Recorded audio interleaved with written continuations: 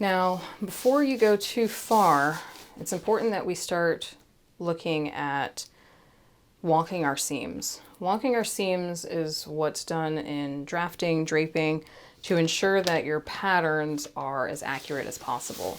I have my front bodice draft here and my back bodice draft here.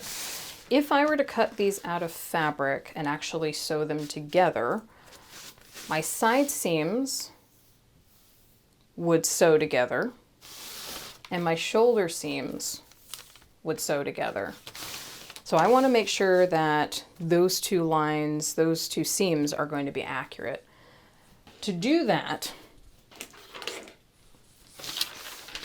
I'm going to take one of my side seams.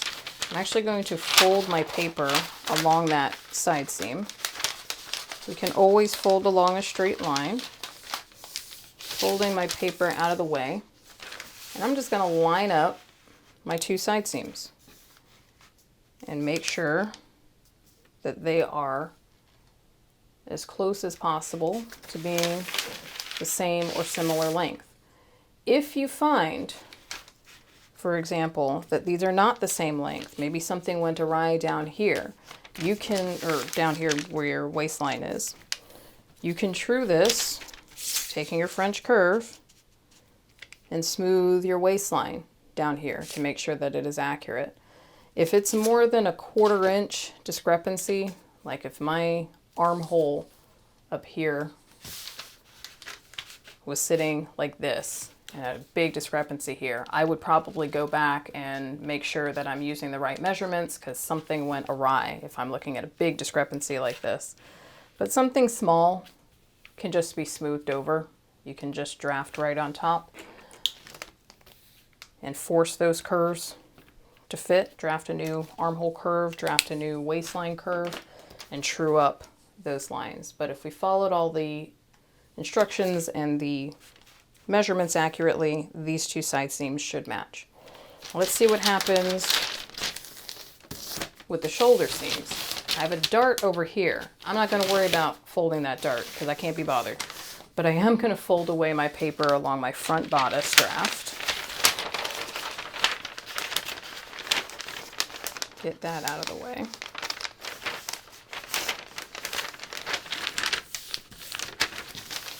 And then I'm going to line up the shoulder seam from my front bodice to the shoulder seam on my back bodice.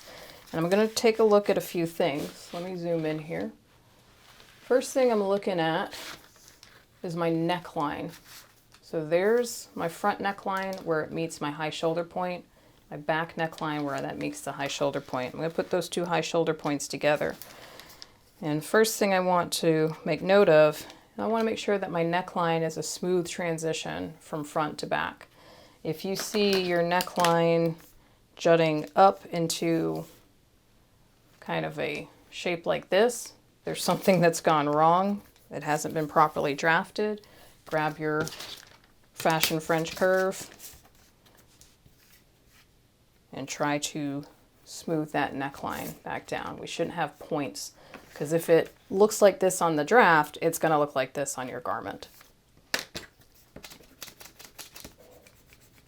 So this would be a good time if you need to make any changes to the neckline to make sure that it has a smooth transition. If it's looking good,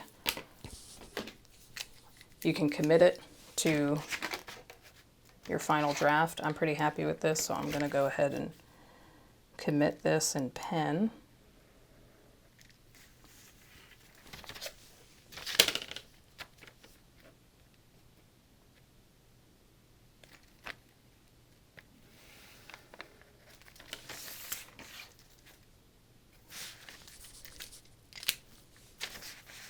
While I'm here, I want to make sure that my shoulder seams will match up. If I were to actually sew this from fabric, my dart would be closed on my actual fabric.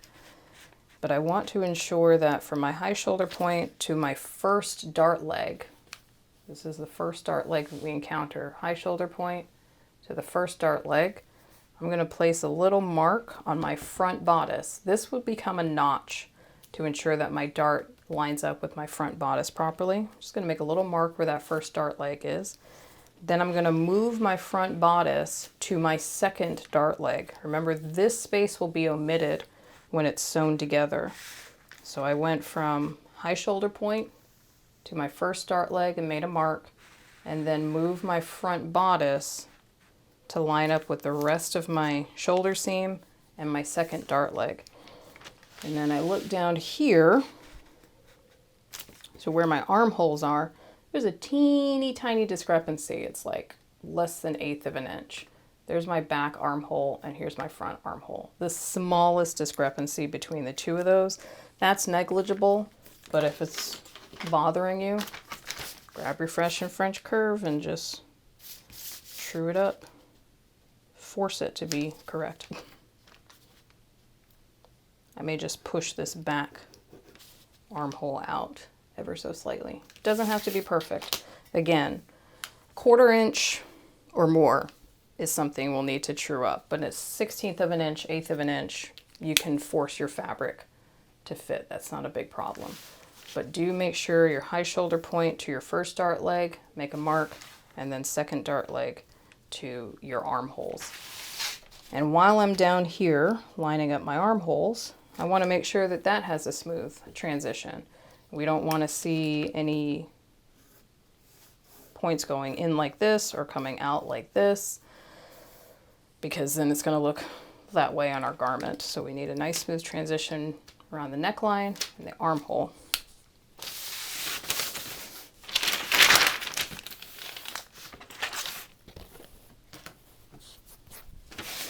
The next thing I want to make note of are my 2 armholes.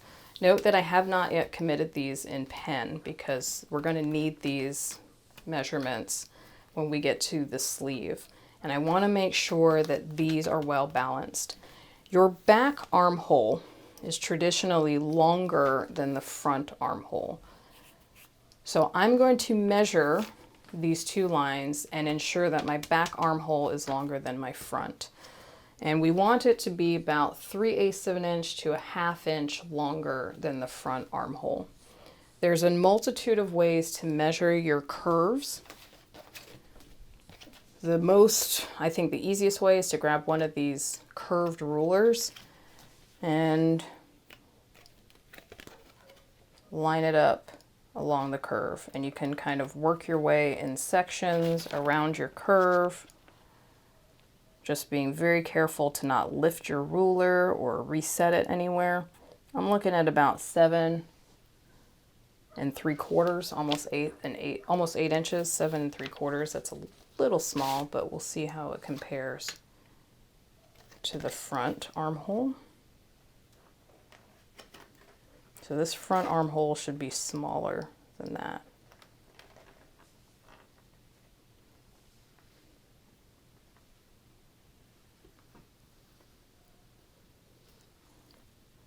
So this front armhole is about 8 inches.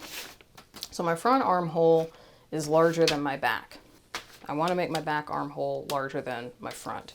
Pretty happy with the shape my front armhole has, but let me talk to you about how we can make these curves larger or smaller, because this will come up multiple times when you're drafting. If I wanted to make this curve smaller, I want to push it away from the center front of the body. Note that if I continued my shoulder seam and my side seam and drew another curve somewhere around here, it would be a shorter, smaller line. The circumference of this arc gets smaller as we go away from the center of the body. Same thing holds true for our back.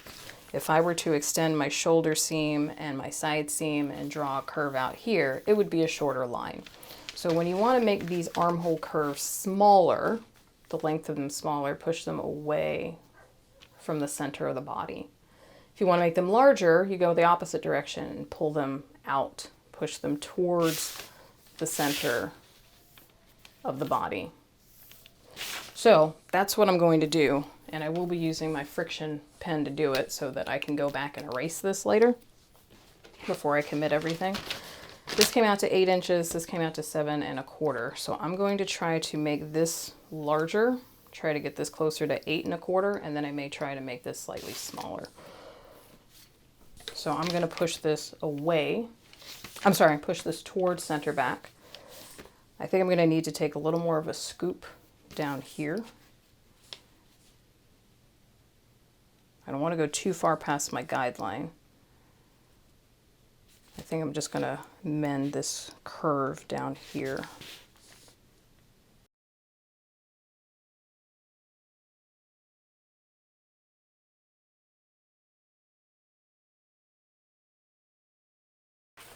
Yeah, we're closer to 8 inches over here. So now we're like 8 and 8. So I'm going to try to make this one a little bit smaller.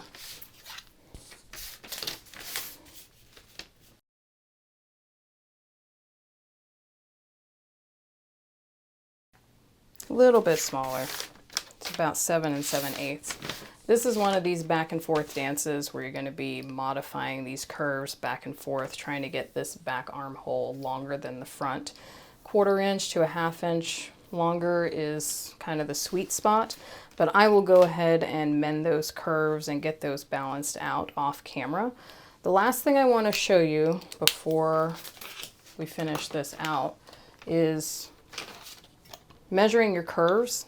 You should already have a ruler like this, a nice bendable ruler. That's easy, that's great to work with drafting. But I highly recommend investing in this tool here. This is the Curve Runner. I love this thing. It saves me so much time, especially when I'm draping. If I want to measure my front armhole, for example, I can place the 0 point on my Curve Runner at one of the points of my armhole. There's 0.